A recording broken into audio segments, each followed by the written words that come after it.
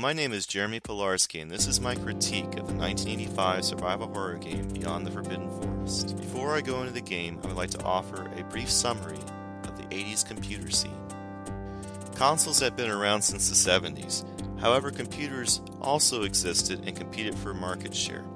Apple, IBM, Atari, and Commodore represented some of the heavyweight contenders at the time. Because of the great video game crash, programmers switched their attention from consoles to the personal computer because the personal computer offered more useful applications and commercial stability. Often overlooked today, Commodore became one of the most innovative of computer companies. Starting out as a humble typewriter company, they expanded and grew into one of the biggest consumer electronic corporations in America, holding at one time 32% of the computer market share. They created the best-selling Commodore 64 and the Amiga, which became the first multimedia computer. They continued with the Amiga line until bankruptcy in 1994. The history of Commodore and its legacy is a video for another time. In this video, I'm going to review one of the most overlooked gems of the Commodore 64 gaming legacy, Beyond the Forbidden Forest.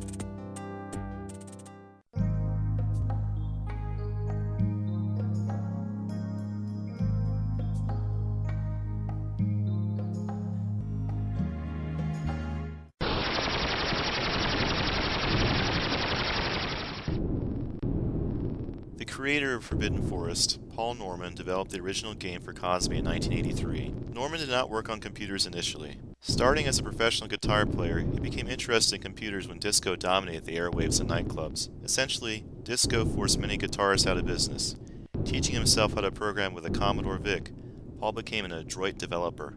He worked alone, designing, composing, and programming for all his games. He rose to commercial prominence with Aztec Challenge and Forbidden Forest.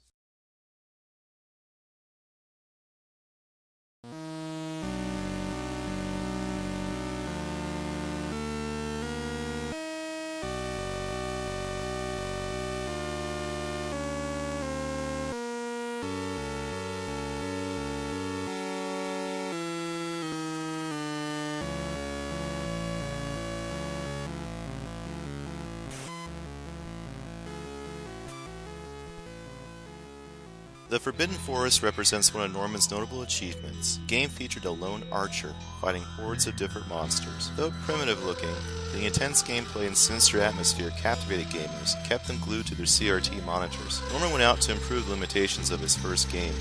First, the graphics in the new game contain more detail. The archer's sprite does not have as many blocks, and he has a facial expression. The parallax scrolling, later perfected in Psygnosis' Shadow of the Beast for Amiga, marked Norman's growing programming skills and graphical prowess for the Commodore 64. In addition, Cosby attempted to sell the concept of 4D omnidimension. This new perspective allowed the archer to move in between objects within the passage of time. In other words, as the game went on, day would change into night.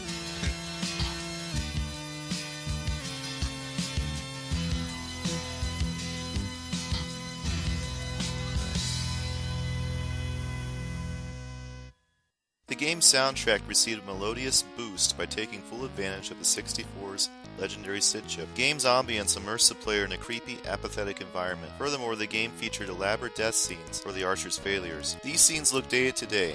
However, Beyond the Forbidden Forest marks an evolution of violence in video games. In 1985, the splatter film movement continued flourishing. Exploitable violence was in vogue. Naturally, video games continued the trend.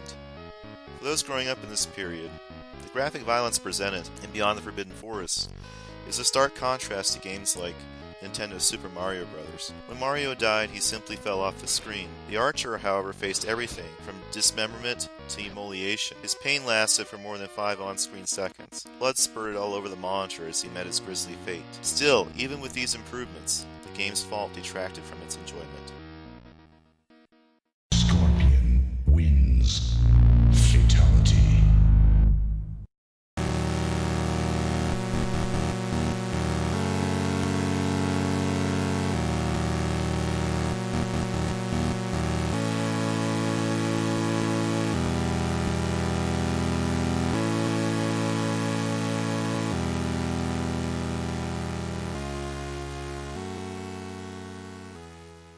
The game required the archer collect 4 golden arrows before descending to the Prince of Darkness' lair. Before descending, the demon sends the archer a note. and promises him that he will die if he continues on his quest. Prepare to die. Once underground, the archer battles with bats and a hydra. Their defeat leads him to the final monster. One single arrow to its heart finishes it off, and the intrepid archer, in Greek tragedy fashion, ascends to bright, shimmering light.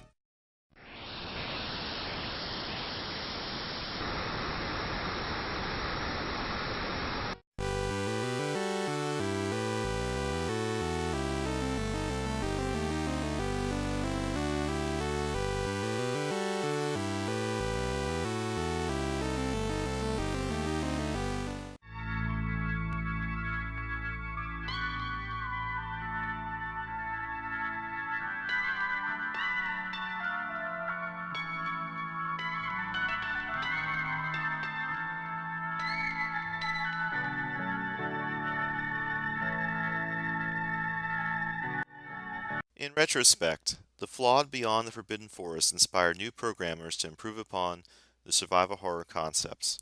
Publishers like Accolade's Horrorsoft no doubt found themselves furthering Norman's graphic contributions with games like Waxworks and Elvira, Mistress of the Dark. Though Beyond the Forbidden Forest did not create the survival horror genre, it definitely played a part in its birth and eventual success.